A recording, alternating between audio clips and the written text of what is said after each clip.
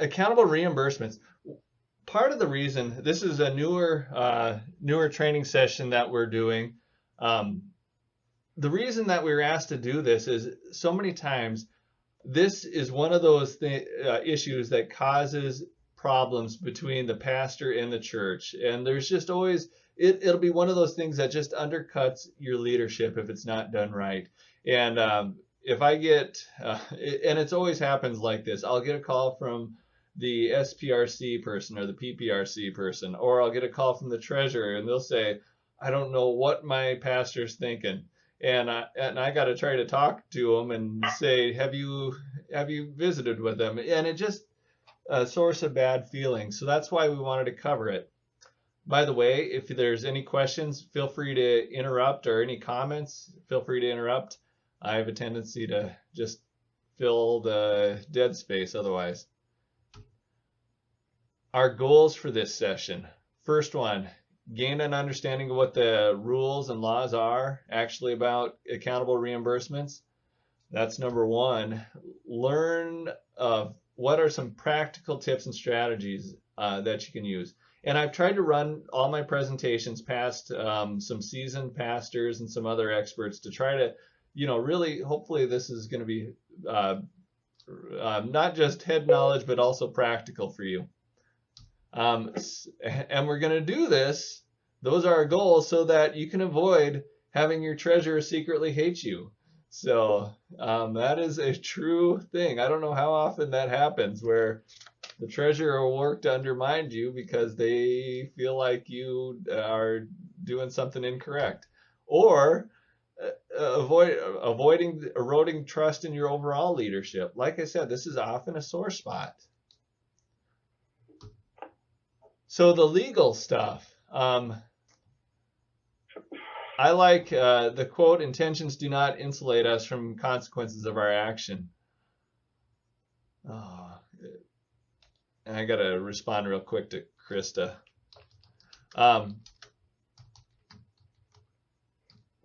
The truth is, most people that, I want to say almost all people working at the church, whether it's a pastor or anybody else, they have the best intentions in mind. They're good people wanting to do pretty much the same thing, yet they can sometimes fight like cats and dogs.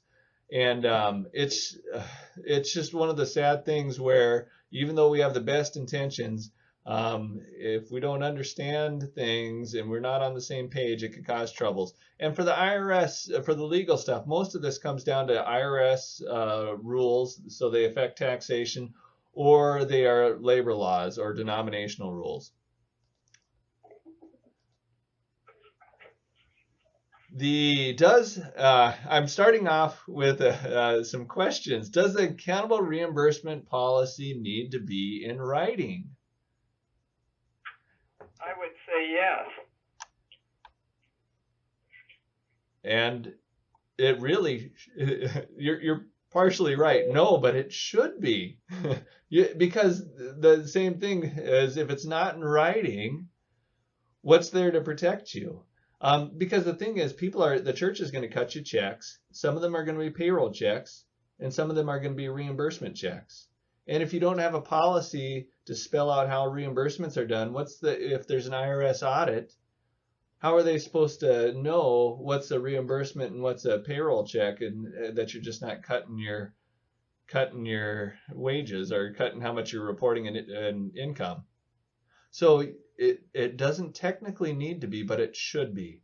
And also another thing it does is it reminds everybody what the rules are. Again, that's one of those things that it happens way too often, is that we just assume the treasurer's been the treasurer for 20 years, and they assume that they teach in seminary or licensing school how to submit reimbursements. And that's not probably what they focus on. And the other thing I want to just mention real quick is there's this unreimbursed employee expenses, because sometimes there's stuff you just don't turn in for reimbursement. And I just want to touch on it here because I don't have it in any other place in the presentation. But with the tax law changes, now you cannot include unreimbursed employee expenses as a deduction for income taxes.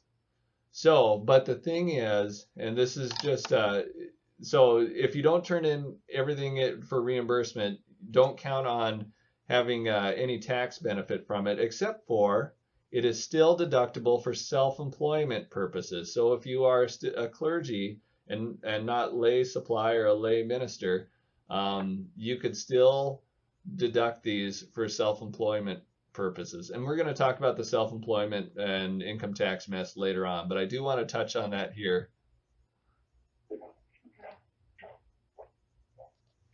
All right. And can a church refuse to reimburse expenses or limit the amount? What do you think? Yes, probably, yeah. And the answer is yes. Then they can. They only need to reimburse business expenses, for example. Sometimes there's controversy about that. And normally what they do is when you go to make a purchase that's going to be reimbursed, you need to think about, is it ordinary and necessary for the work of the church? Because every now and then there's something unusual, which doesn't mean it's wrong that it can't be reimbursed, but it's one of those items that you should probably get approval for ahead of time unless you are comfortable with eating the cost.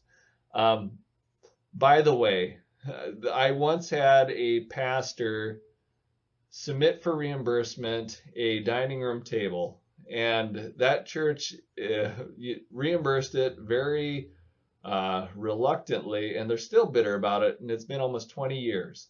So, I mean, that's one of those things where, again, that you don't want to have, you want to make sure you're on the same page with all this stuff. So it's a good idea always to talk ahead of time with your treasurer, with your SPRC or your PPRC people about what is an ordinary, what's ordinary for me to submit for reimbursement. You know, how do I do it? What's the limit? Because they can set a budget limit. And if they say we're only reimbursing mileage up to here, you know, X amount, then, well, what are you going to do when I reach that? If there's a pastoral care visit that needs to be done, you know, what happens? Is a layperson going to take care of it, a volunteer? Those are the questions you ask. But if some churches are pretty strict on the budget, they're on a tight budget, and that's the way it is. So respecting that budget if they've set it, and then figuring out what is ordinary to end up ordinary for them to reimburse and how they reimburse it. All right, can the church reimburse mileage at a rate lower than the IRS rate? Any guesses?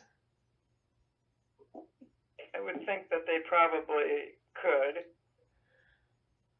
And it is actually no, but normally they could, but not, but because this is it's an IRS, it's a conference policy. So we say for our pastors, if you're a pastor, you will be reimbursed at the IRS mileage rate. So that means instead, some people might be used to submitting gas receipts or maybe even taking a lower rate. But at least for our pastors, you should expect the IRS mileage rate. Because partially, especially if you're covering, a number of our pastors are serving multiple churches, and you can put on a lot of miles doing that. And then that IRS mileage rate, it'll cover the maintenance as well as the fuel. And also, if you put away part of that reimbursement, you can actually be building up a fund for the eventual replacement of your vehicle. So, you know, just kind of a rule of thumb is, you know, if you put 25% of your reimbursement away into a new car savings account, that'll help get you a long ways towards being able to have a good payment for your next vehicle. So. A church can pay volunteers and other staff, non-pastoral staff, at a lower rate if they want to, though. All right. this one is just what mileage is reimbursable. And I'm going to walk you through these various scenarios because for me, I've never seen a good diagram. So I tried to put one together with the help of some friends. And hopefully this will help because there's this IRS rule where commuting miles cannot be reimbursed, but business miles can. So where's the difference between commuting and business miles? And so between the parsonage and the church, if you're serving, and I say church A because I'm going to go through this if there's multiple churches, that is not reimbursable. That is commuting miles. They should not be reimbursing it. So if you live across the street from the church, well, of course, that wouldn't be reimbursable. But even if you live several miles away from the church, and if you go straight from the parsonage or your own home to the church, it is not reimbursable. If there's a second church, what about that? Or a third church in some cases? No, again, if you have one church that's right across the street, another church that's 15 miles down the road, and you go straight from your home to the second church that's farther away, guess what? That's still not reimbursable. It is if you go from one church to the other church, though. So one good example I always have is there's churches Presso, Kennebec, and Reliance, and they're on I-90, and they're each about 15 miles apart. And the pastor lives in Presso, and then Kennebec is 15 miles down the road to the east, and then 15 miles down the road from the east of that is Reliance. And so what the pastor will do is they will, and the first service happens to be in Reliance, which is a total of 30 miles away. So what the pastor does so that it's all reimbursable is the pastor will pick up the bulletins from the Presso church and then drive all the way to Reliance, because then they're going from church to church and then work their way back all the way to Presso. But if the pastor would just leave straight from the parsonage and go right to the Reliance church, then that first trip, that first 30 miles is commuting miles. And then the remaining from there on would be reimbursable business miles. Does that make sense? Mm-hmm. Okay, that's one that's kind of can be tricky.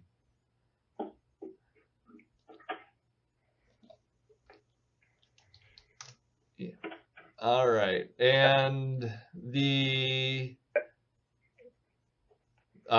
going to a hospital. This is kind of a tricky one if you're making a hospital visit. If that's one of your regular days, for example, let's just say Friday is the day you go and do your hospital visits, then no, that becomes a regular place of business. So that's no longer reimbursable. But if it's something out of the ordinary, so for example, you get a phone call and there's a medical emergency and they need some spiritual care, then and you go, then that would be. If it's not a regular, if it's not part of a routine, then it would be reimbursable.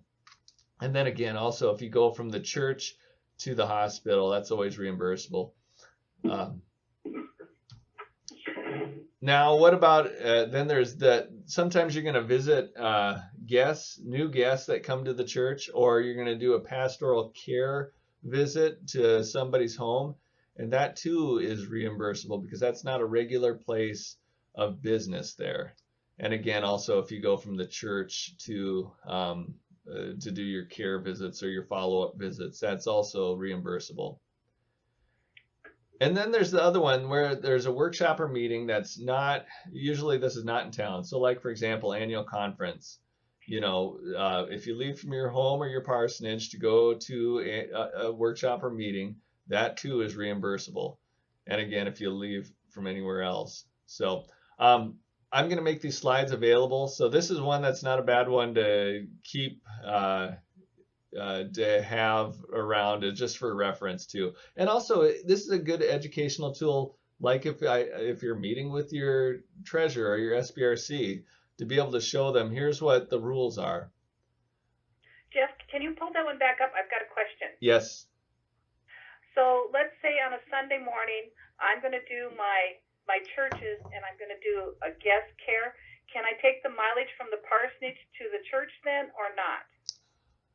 Not not from the parsonage to the church, but you can do the one from the church to the guest care. So if you happen to do guest care first, yes, you could, but it's that because the church is your regular place of business, and whenever you go from your home to your regular place of business, you can't include that as reimbursable. So what we're thinking all along with these 2-point charges is not necessarily correct. Okay, thank you. That helps. Yeah. Yes. Yes. What about, like for those of us that aren't using the parsonage, you know, and have an office, like I'll have an office in Jamestown. Okay. You know, that's an interesting one. So your office in Jamestown, is it at First Church then, or is it? It is. So that would also be another regular place of business for you, because it's one of those.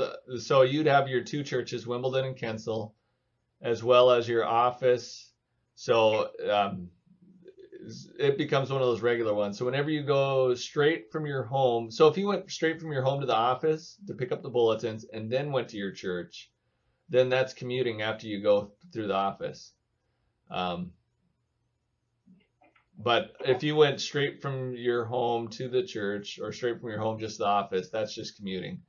Like on a Sunday morning, if I come to the office to pick up the bulletins before I head out, then it's reimbursable. Correct. So then I go to the office every Sunday. What if your office is in the parsonage? You know, that's the one thing I have always kind of struggled with that. I would make sure, I would look at if it's an IRS, if it qualifies for a home office by the IRS standards. And there's some very specific ones, and I have not refreshed myself on that. So I'm not going to be able to totally, you know, when I've looked at that before, if it meets the IRS standards as a home office, I would make an argument that it probably is reimbursable if you stop by your home office and then go. But I'm kind of speaking off the cuff, so I'm not totally for sure on this. So Okay. this is one of those ones where you want to, especially if you're serving more than one churches, visit with your church treasurer and make sure you're on the same page. Sometimes they can get if you're not doing like other pastors have done, and it's costing more money. If you're not taking as much reimbursement and it's costing less money, your treasurer will not complain. But if you're doing something that's it's legal, but it's costing more money than they're used to, then it's just one of those things you got to talk about ahead of time, so they know the legalities and you're all on the same page. All right. Who owns, let's say you purchase items and you're getting reimbursed for them. Who owns the stuff that you purchase? Church. Very good. The church does. The good thing is that normally the church won't care about a lot of the stuff you purchase. The books, if you purchase robes, if you purchase office supplies, all that kind of stuff, the church usually will not care. But I'm not saying you shouldn't still talk about this with them, but you know, just verify your assumptions with the SPRC or PPRC. But the church does technically own them, but a lot of times they give grace because they don't want a bunch of books and other miscellaneous stuff piling up either that other people won't use. The one that is usually the bigger issue is if you purchase a computer or a laptop or something like that that you have reimbursed. That one they usually do care, because if your appointment changes, they may want that laptop or whatever for the next pastor. So so if that's the case, you know, I try to always figure out a fair value, and it might even be nice to figure out this ahead of time. But what I usually go by is what does it cost on eBay? If I was going to buy a 2-year-old laptop on eBay, that's usually a fair price. But that's the one thing, is trying to negotiate what's fair. I had one clergy spouse say that And she's also a tax professional too, which is neat. But she says what she uses is we're going to talk about this later, but the housing exclusion. So she counts this as a housing expense when her husband buys a computer. And that way she clearly owns it because it's not being reimbursed by the church, but then she also gets some tax benefit from the purchase. So it does reduce some of her tax obligation. Anyway, that's that might be an option if you are nervous about the church owning your laptop, because again, if they own it, they could also get on access it when they want to as well.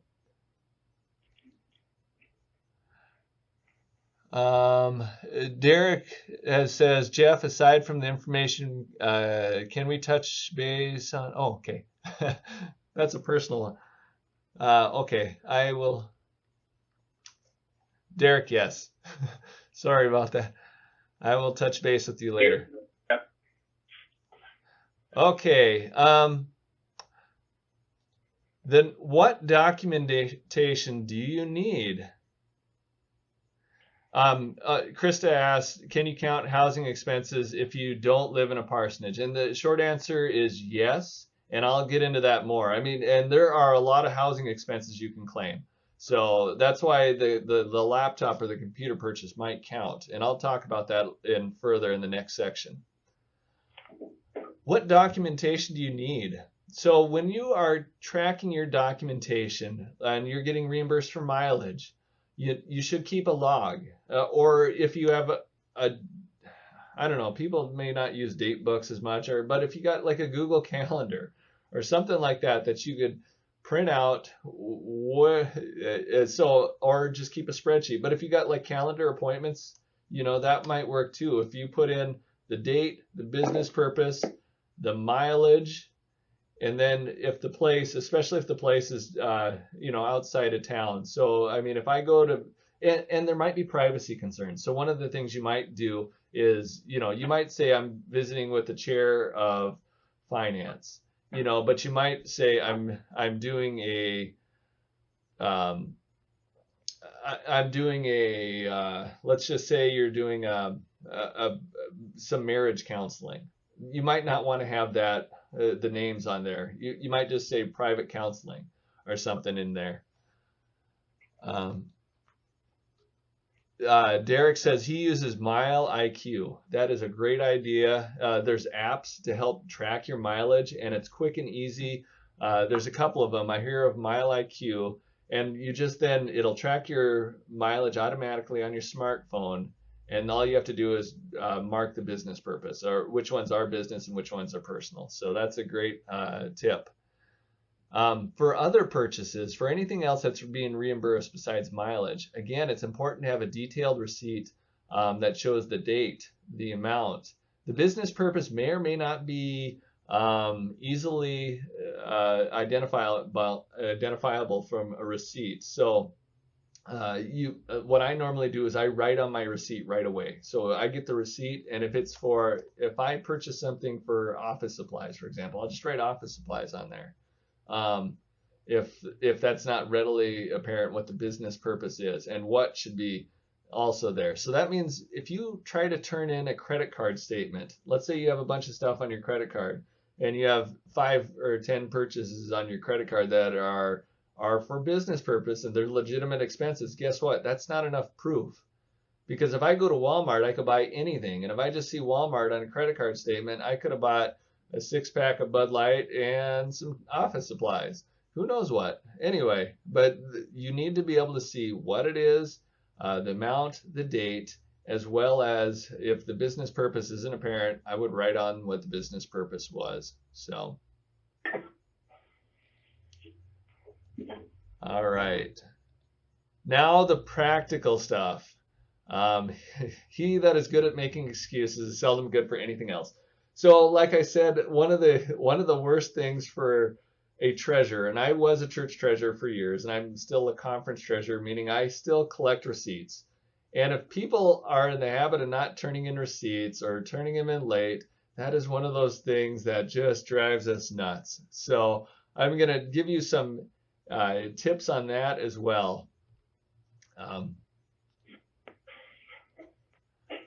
I include this little cartoon. Calvin and Hobbes has been out of print for a long time.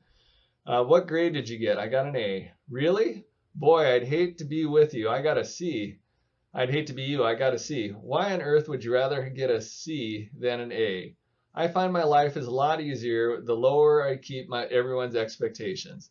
You know what? The thing is, you're going to walk into that church day one, and they are going to have expectations on what a pastor does for reimbursements and everything else. I mean, some of this stuff is applicable to all these other areas, but the number one thing that you could do this first month is have a sit-down meeting with your treasurer and SPRC and say, what are your expectations? How often would you like me to submit expenses for reimbursement? You know, what mileage do you guys reimburse? You know, and then you can also then be able to say, well, you know, this is technically reimbursable, or this isn't, or whatever it is. You can work with them on that. But up until you get all your cards kind of on the table and know where everyone stands, those differing expectations end up causing a lot of issues then if you don't get them sorted out.